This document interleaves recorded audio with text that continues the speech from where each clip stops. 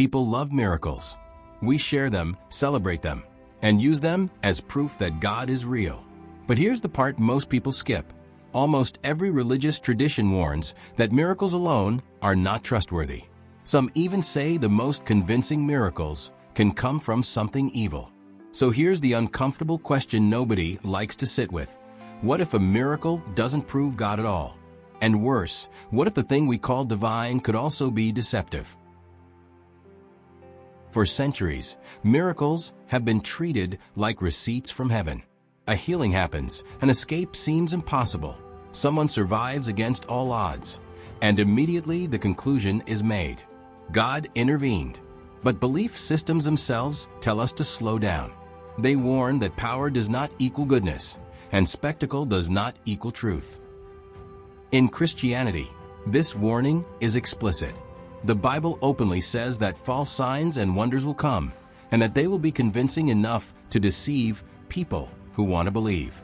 That alone changes everything. Because if deception can look supernatural, then miracles stop being proof and start being a test. If you're here for questions that actually make you stop and think, subscribe to History of Questions. This channel is built for uncomfortable curiosity. So the next question becomes unavoidable. What actually is a miracle? Is it a violation of natural law, or just something extremely unlikely? Is it about physics or meaning? Because depending on how you define it, the answer completely changes who or what could cause it. Historically, miracles weren't designed to convince outsiders. They almost never did. Instead, they strengthened people who already believed. That's important, because it suggests miracles don't create faith, they reinforce it. And reinforcement works best when someone already leans in a direction. Now let's talk about Satan, not as a cartoon villain, but as he's actually described in theology. Satan isn't portrayed as weak or chaotic. He's portrayed as intelligent, strategic, and focused on deception. His power isn't creation, it's manipulation.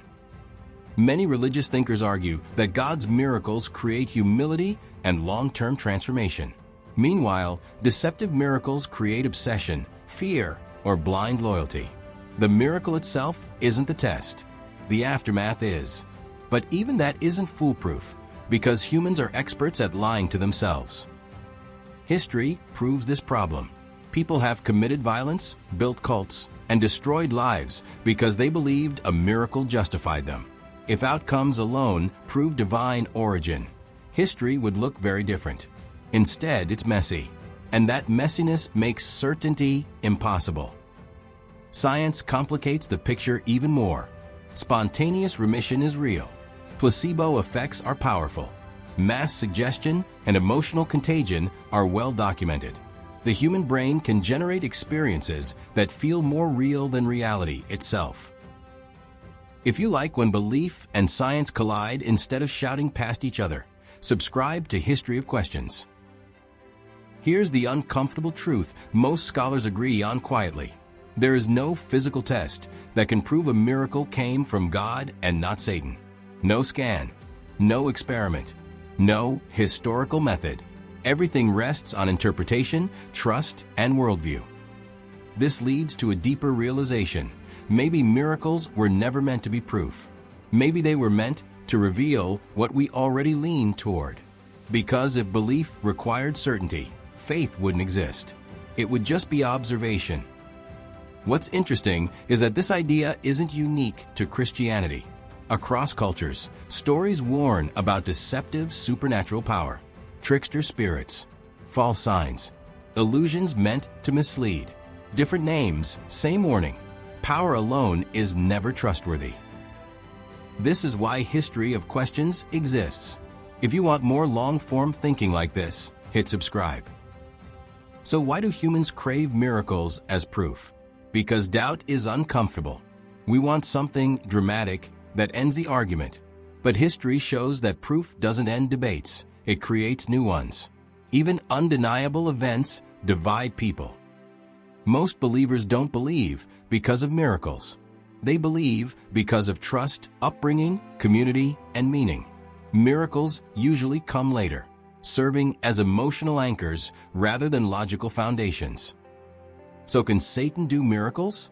According to theology, Satan can't create life or goodness, but can imitate, distort, and accelerate events. Illusions don't need infinite power. They just need perfect timing. And humans are surprisingly easy to convince. The final truth is unsettling but honest. There is no tangible proof that removes risk from belief. Every miracle carries uncertainty.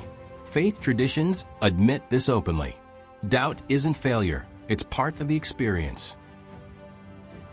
So maybe the real question isn't can Satan do miracles, but why we expect miracles to save us from doubt. Maybe miracles don't eliminate uncertainty, they expose it.